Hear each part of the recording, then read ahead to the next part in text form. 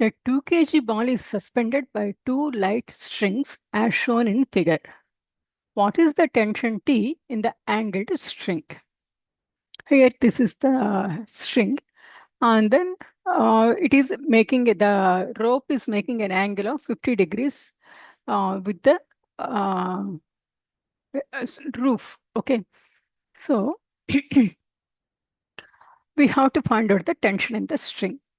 Let us resolve the tension into components. One is x component, another one is y component. So I am writing it as ftx and fty. Now, the fty is balanced by the weight of the object, fg.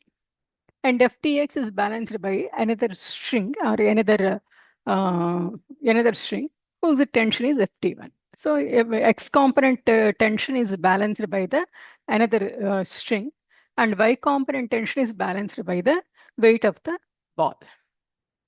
The same thing I am writing here. Fg is equal to fty. Therefore, fty is equal to, this is opposite side to the angle. Opposite, this side is opposite. This y component tension is opposite to the angle 50 degrees. Therefore, we have to take this one as sine 50. Therefore, fty is equal to ft sine 50. And then sine 50 value is given to us. Therefore, it is 0.7660 ft.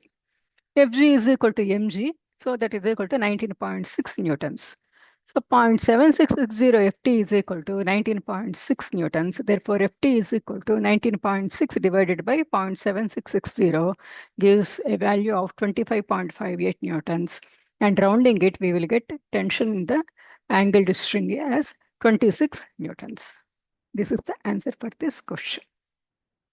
This is just resolving the force into components, nothing beyond that. Okay, hope this helps. Thank you. Bye-bye.